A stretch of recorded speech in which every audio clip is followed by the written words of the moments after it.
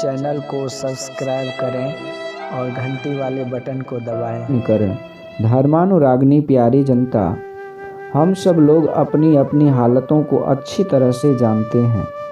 हम जानते हैं कि संसार में भोग्य वस्तु जो हम पसंद करते हैं उसमें हम संतुष्ट नहीं होते।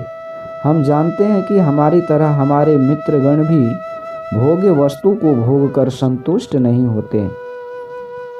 देश के पुराणों को पढ़ते हैं तो उसमें भी हम पाते हैं कि उस समय के लोग भी भोगों को भोगते हुए भोग की इच्छा ही रखते संसार से चलते बने।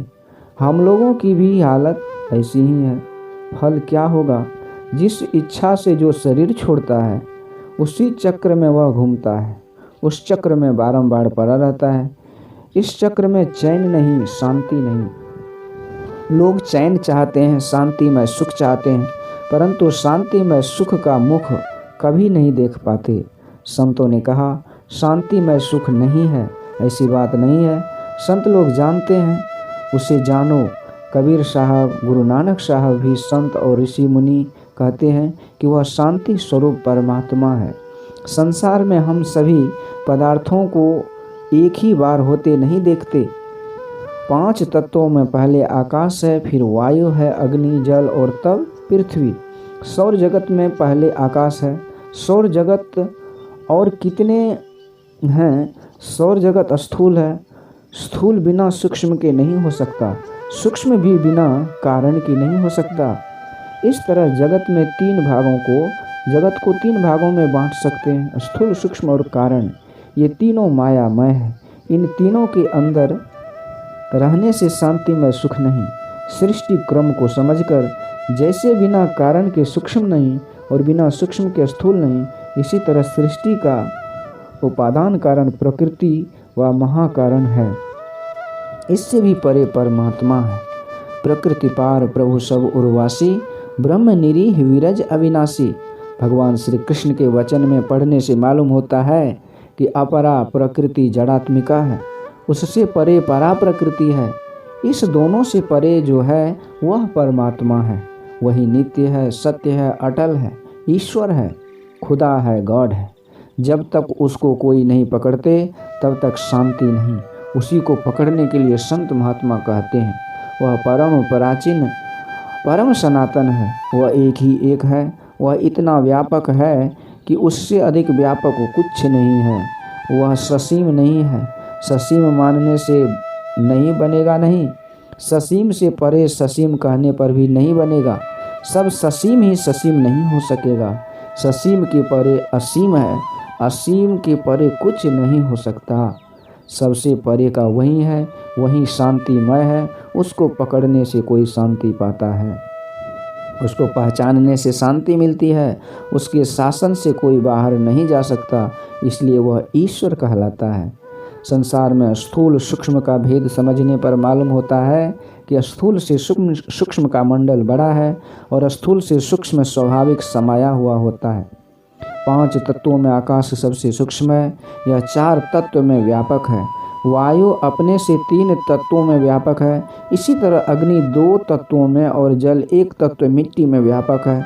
जो अनादि अनंत असीम है वह उतना ही अधिक सूक्ष्म है। जो सबसे अधिक सूक्ष्म है वह सब में व्यापक होता है। उसके स्वरूप को बताते हुए संत लोग कहते हैं कि तुम इंद्रियों को पकड़ नहीं सकते, तुम इंद्रियों को पकड़ नहीं सकते, इंद्रियों से पकड़ नहीं सकते। हमारी इंद्रियां स्थूल है, बाहर की कौन कहे। भीतर की इंद्रियां मन बुद्धि आदि भी उसके मुकाबले में मोटी ही है। राम स्वरूप तुम्हार, वचन अगोचर बुद्धि पर, अविगत अकथ अपार, नेति नेति नित निगम कह। तुलसीदास जी, यह परमात्मा का स्वरूप है। वह इंद्रिय ज्ञान में आने योग्य नहीं है। जो अपने को नहीं जानता, दूसरे को नहीं जानता। रात में सोए हुए थे, अपने का ज्ञान नहीं था। जगने पर मैं हूँ का ज्ञान हुआ। इसी तरह पहले अपने स्वरूप का ज्ञान होना चाहिए। संतों ने कहा कि तुम शरीर के अवयव व इंद्रियां व चतुष्टय अंतःकरण नहीं हो। इसके अतिरिक्त जो बचता है वह तुम हो। श्रीमद् भगवद गीता के पढ़ने वाले जानते हैं कि भगवान ने क्षेत्र और क्षेत्रज्ञ का ज्ञान अलग अलग बता दिया। 5 स्थूल तत्व मिट्टी, पानी, अग्नि, हवा और आकाश, 5 सूक्ष्म तत्व रूप, रस, गंध, स्पर्श और शब्द, 5 ज्ञानेंद्रियां, 5 कर्मेंद्रियां, मन, बुद्धि, अहंकार, संघात, चेतना, धृति, प्रकृति और इनके 4 विकार, इच्छा, द्वेष, सुख और दुख। ये कुल 31 तत्व है। इन 31 को अलग कर इनको क्षेत्र कहो। इसको जो जानता है वह है क्षेत्रज्ञ, वह चैतन्य आत्मा। अपने को इनसे फुटाओ। इसके संग में रहते रहते सर्वव्यापक तत्व का ज्ञान नहीं होता। ज्ञान का अर्थ बौद्धिक ज्ञान नहीं, अपरोक्ष ज्ञान है। ज्ञान की पूर्णता अपरोक्ष ज्ञान यानी प्रत्यक्ष ज्ञान में है। इसलिए प्रत्यक्ष ज्ञान को जानो। परोक्ष ज्ञान में संतुष्टि नहीं है। अपने को अगर बौद्धिक ज्ञान में जाना है तो यह जानना विशेष नहीं। पुस्तक पढ़ लो, औरों से सुन लो, लेकिन यह श्रवण व मनन ज्ञान रहेगा, विशेष नहीं जाएगा। संतों ने कहा, इससे आगे प्रत्यक्षता की ओर बढ़ो। अपने को जानने व पहचानने के लिए कुछ साधन करना पड़ेगा। क्षेत्रज्ञ को सभी अवयवों से निकालकर प्रत्यक्ष पाना है।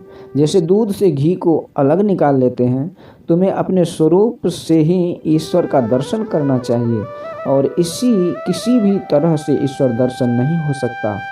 आँख से शरीर के सब अंगों को देखते हो, लेकिन आँख को आँख से देखोगे, उसी तरह अपने को अपने से देखोगे, तब ब्रह्म छिपा नहीं रहेगा। इसलिए तब जीवात्मा व परमात्मा भिन्न नहीं रह जाता। कोई कहे कि हमको ईश्वर दर्शन हुआ, इसका हमको विश्वास कैसे होगा? उपनिषदकार कहते हैं, भिद्यते हृदय ग्रंथि छिद्यन्ते सर्व संशया क्षीयन्ते चास्य कर्माणि तस्मिन् दृष्टि परावरे। हृदय की ग्रंथि टूटने पर जड़ चेतन का अलग अलग ज्ञान हो जाएगा। उसके सारे कर्म क्षय हो जाएंगे। कर्म बंधन उसको नहीं है, उसकी सब ग्रंथियां टूट गई है, कैवल्य दशा प्राप्त है। अकेले हो जाने पर वह अपने को पहचानता है। ऐसे पुरुष संत कहलाते हैं। उसको कुछ जानना बाकी नहीं रहता, उसको किसी से कुछ पूछकर जानना नहीं रह जाता। लोग सिद्धांत कहेंगे और वे प्रत्यक्ष देखेंगे। रामकृष्ण परमहंस जी महाराज ने कहा था, तुम लोगों का हृदय आईने की अलमारी है। इस तरह से देखने वाले कुत्ते, गधे सब के अंदर उस ब्रह्म को देखते हैं। इसके लिए क्या करना होगा? साधन भजन करना होगा। जो कहता है कि हमसे साधन भजन नहीं होगा, वह निज सुख को नहीं जानता है। वह इंद्रिय सुख को अपना जानता है, लेकिन यह अपना सुख नहीं है। इन सब को छोड़कर वह चला जाएगा। श्री राम से लक्ष्मण ने पूछा था, माया किसे कहते हैं? इसके उत्तर में भगवान ने कहा था, गो गोचर जहाँ लगी मन जाई, सो सब माया जानो भाई। तथा उपनिषद का यह वाक्य, विद्यते हृदय ग्रंथिस, इन दोनों कसौटियों पर उसको कस कर देखो। जो कहते हैं कि हमको ईश्वर मिल गया, कोई बंधन तुम पर है वा नहीं, यह तुम प्रत्यक्ष जानोगे। जैसे रोगी को प्रत्यक्ष मालूम होता है कि मैं रोग मुक्त हो गया। यदि कोई मामूली रिद्धि सिद्धि को देखकर ही उसको पहुंचा हुआ समझता है तो वह गलती करता है। उस परमात्मा को पाना क्या, वह तो सर्वत्र है ही। कबीर साहब ने कहा है, सबकी दृष्टि पड़े अविनाशी विरला संत पिछाने। कहे कबीर यह भर्म केवाड़ी, जो खोले सो जाने। वह सब जगह है, फिर हम पहचानते क्यों नहीं? इसलिए कि हम माइक आवरण में हैं। आवरण दूर करने के लिए क्या करना होगा? कूदना होगा व आकाश में उड़ना होगा। सुखदेव जी महाराज आकाश में उड़ सकते थे। भगवान बुद्ध के समय में कितने भिक्षु आकाश में उड़ते थे, और बुद्ध तो उड़ते ही थे। सुखदेव जी को व्यासदेव जी ने कहा कि तुम ज्ञान प्राप्त करके राजा जनक के पास जाओ ज्ञान प्राप्त करने के लिए, लेकिन मामूली तरह से पैदल चलकर आकाश में उड़कर नहीं। आकाश में उड़कर भी कोई माइक आवरणों को पार नहीं कर सकता। बाहर को छोड़ो, अपने अंदर चलकर अपने शरीर को छोड़ो। अपने अंदर चलकर ही कोई शरीर छोड़ सकता है। स्थूल शरीर को छोड़ना ही काफ़ी नहीं है। मरने पर तो स्थूल शरीर छूटता ही है, लेकिन जड़ के चारों शरीरों को छोड़ना है। जैसे केले का गाछ बाहर से देखने में एक मालूम पड़ता है, लेकिन उसमें अनेक डंखोले होते हैं। जैसे मूंज से सीक निकालते हैं, वैसे ही शरीर रूपी मूंज में से सीक रूप आत्मा निकालोगे। इसका यत्न अपने अंदर में करने से होगा, बाहर करने से नहीं। कोई कहे कि यह काम कठिन है तो सरल कौन काम है भाई? सभी काम कठिन है। वीर लोग अपनी जान को हाथ में लेकर युद्ध के मैदान में जाते हैं। यदि ईश्वर भजन को कठिन जानकर छोड़ दोगे तो अपना काम छोड़ दोगे। आज लोग स्वार्थवश निंदा का काम करते हैं, वह भी स्वार्थ कैसा, संकीर्ण स्वार्थ बस होकर करते हैं। स्वार्थ साँच जीव कह एका, मन क्रम वचन राम पद नेहा। स्वार्थ साँच जीव कर एहा, मन क्रम वचन राम पद नेहा। असली स्वार्थ यह है। धीरे धीरे आरंभ करो, सरल से आरंभ करके समाप्त करो। भगवान श्री कृष्ण, कबीर साहब, नानक साहब, दादू दयाल जी महाराज आदि संतों ने सरल से ही आरंभ कर खत्म किया। भगवान बुद्ध के वचन में आया है, अप्रमादी बनो। भगवान बुद्ध स्वयं निरालस्य थे, आलस्य में वे पड़े ही नहीं, आलस्य को चीर फाड़ कर फेंक दिया। जो निरालस्य है वे अपने स्वार्थ को ठीक ठीक समझते हैं। माया से अपने को ऊपर उठाओ, असली स्वार्थ यह है। स्वार्थ के कारण लोग पाप कर्म भी करते हैं, लेकिन इस काम ईश्वर भजन के लिए जो चलते हैं वे पवित्र होते जाते हैं। मन की चंचलता से मन की मलिनता होती है। मन की चंचलता विषय से होती है, झूठ, चोरी, नशा, हिंसा, व्यभिचार, इनसे अपने को बचाते रहो। ईश्वर की भक्ति का आरंभ करो, करते करते कभी पूर्ण होोगे। ऐसा नहीं होता, ऐसी बात नहीं। ऋषि मुनि कितने लोग पवित्र हो गए। हमको भी यह अपनाना चाहिए। जैसे एक तल से दूसरे तल पर, एक कोठरी से दूसरी कोठरी में जाते हैं, उसी तरह अपने अंदर स्थूल सूक्ष्म भेद से सभी में जा सकते हैं। और ऐसा हो सकता है कि इसमें रोज आ सकते हैं। अभी आप स्थूल शरीर में रहते हैं तो वायुयान पर स्थूल संसार में कहाँ से कहाँ तक उड़ते हैं। स्थूल से हटकर सूक्ष्म में अपने को रखो तो ब्रह्मांड दर्शेगा और उसमें भी दूर दूर तक जा सकोगे। सकल दृश्य निज उदर मेली, सो वही निद्रा तज योगी। सोई हरिपद अनुभव परम सुख, अतिशय द्वैत वियोगी। गोस्वामी तुलसीदास। इसके लिए अप्रमादी होकर नित्य साधन भजन करना चाहिए। और ध्यान में सुगम नादानुसंधान है। ध्वनि आपके अंदर है, परंतु उसका पकड़ना पहले नहीं होगा। पहले बिजली चमकती है, फिर बादल का गर्जन सुनते हैं। इसी तरह आपके अंदर पहले बिजली चमकेगी, फिर शब्द सुनिएगा। शब्द खोजी मन बस करे, सहज योग है ये ही। असत शब्द निज सार है, यह तो झूठी देही। कबीर साहब। यह नादानुसंधान है। किसी वस्तु का निर्माण करना चाहो तो बिना कंप के नहीं होगा। एक अक्षर या एक मिट्टी की गोली बनाकर बिना कंप के बनाना चाहो तो बिना कंप के नहीं बन सकती। कंप शब्दमय होता है और शब्द कंपमय होता है। इतनी बड़ी जो सृष्टि हुई है बिना कंप के नहीं हुई है। कबीर साहब के शब्द में आया है, साधो शब्द साधना कीजिए, अजही शब्द से प्रकट भये सब, सोई शब्द गही लीजिए। यही आदि नाद है, सार शब्द है। जो शब्द जिस पिंड के निर्माणार्थ होता है वह शब्द उस पिंड में व्यापक होता है। आदि शब्द पिंड ब्रह्मांड सब में व्यापक है, हम पहचान नहीं सकते। 20 फ्रीक्वेंसी से कम और 20,000 फ्रीक्वेंसी से ऊपर के शब्द को नहीं सुन सकते। कोई 30,000 फ्रीक्वेंसी तक के शब्द को सुन सकते हैं, इससे अधिक का नहीं सुन सकते। भौतिक विज्ञान फ्रीक्वेंसी का यह ज्ञान है। कान के पर्दे से इसका सारोकार है, पर अनहद और अनाहत शब्द आध्यात्म विज्ञान का है। इसको कान के पर्दे से सारोकार नहीं है, इसको केवल मानस धारा और चेतन धारा से सारोकार है। इसको भौतिक विज्ञान की फ्रीक्वेंसी आवृत संख्या के द्वारा नहीं जान सकते, इसको केवल ध्यान योग से ही जान सकते हैं। यह आध्यात्म विज्ञान की वस्तु है। संसार में बिना शब्द के काम नहीं चल सकता, न बिना प्रकाश के काम होगा। संतों ने भी इन्हीं को अपनाया। इसी को संभवी मुद्रा, वैष्णवी मुद्रा कहते हैं। पहले ध्यान होता है, फिर उस प्रकाश मंडल में हद ध्यान होता है। दृष्टि साधन में 3 तरह से देखते हैं, अमा दृष्टि, प्रतिपदा दृष्टि और पूर्णिमा दृष्टि। अमा दृष्टि सरल, आँख बंद करो, अमा दृष्टि हो गई। आँख बंद करने से कष्ट होता है। आँख बंद करने से कष्ट होता है तो कोई सोता नहीं। आँख बंद करने से कष्ट होता तो कोई सोता नहीं। यह सरल ध्यान है, यह मन की सूक्ष्म क्रिया है। इसके पहले कुछ जप कर लो, कुछ स्थूल रूप का ध्यान कर लो। इसलिए संतों ने मानस जप, मानस ध्यान बतलाया। इससे सिमटाव का बल मिलता है। सांभवी मुद्रा से पूर्ण सिमटाव होता है। पूर्ण एकाग्रता व पूर्ण सिमटाव में ऊर्ध्वगति होती है। यह स्वाभाविक है, इसको कोई हटा नहीं सकता। हमारे यहाँ कोसी नहर और गंगा नहर है, उसमें क्या होता है, जल को रोकते हैं, जल ऊपर उठकर बहता है। स्थूल में सिमटाव होने से सूक्ष्म में वृत्ति जाएगी। यही पिंड से ब्रह्मांड में जाना है। इसी भांति आप माया से ऊपर उठ जाएंगे।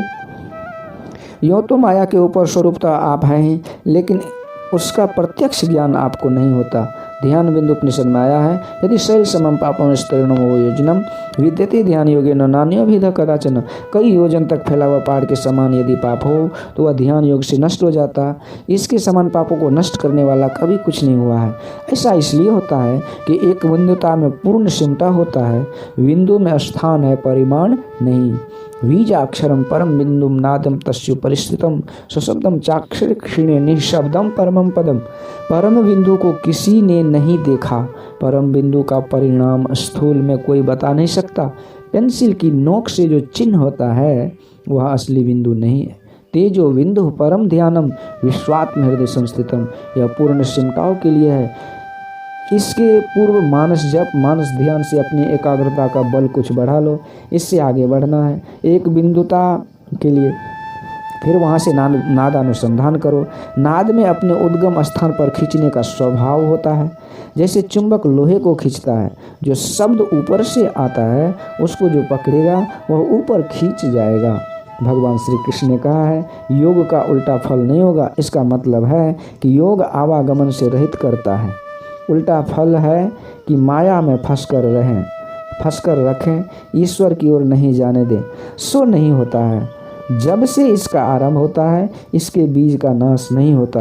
कबीर साहब ने कहा है, भक्ति बीज बिन से नहीं जो जुग जाए अनंत। ऊंच नीच घर जन्म ले तो संत के संत। भक्ति बीज पलटे नहीं आए पड़े जो छोल। कंचन जो बिष्ठा पड़े घटे न ताको मोल। योग महाभय से बचाता है। मैं कहता हूँ कि मनुष्य के लिए महाभय क्या है। गाय का हम बहुत आदर करते हैं, लेकिन किसी को कोई कह दे कि तुम गाय हो जाओगे तो बड़ा दुख मानेगा। हम नीचे की योनियों में नहीं गिरे, यह महाभय से बचना है। नीचे की योनियों में जाना महाभय है। कर्म का फल अवश्य होता है, कर्म से संस्कार बनता है। इस ध्यान योग कर्म का संस्कार मनुष्य शरीर के अतिरिक्त और किसी शरीर में नहीं होगा। इसके लिए वह फिर मनुष्य शरीर पावेगा और बारंबार मनुष्य शरीर पाकर कभी न कभी पूर्ण होगा। एक जन्म के बाद दूसरा, दूसरे के बाद तीसरा, एवं प्रकार से मनुष्य शरीर पाता रहेगा और अंत में मनुष्य शरीर का फल जो ईश्वर को पाना है होगा। यह सनातन धर्म है। जब से लोगों ने इनको अच्छी तरह से सोचा तब से यह है, जो कर्म परम सनातन को पकड़ा दे वह सनातन धर्म है। श्री सद्गुरु महाराज की जय। यह प्रवचन राजगीर विशेषाधिवेशन के शुभ अवसर पर दिनांक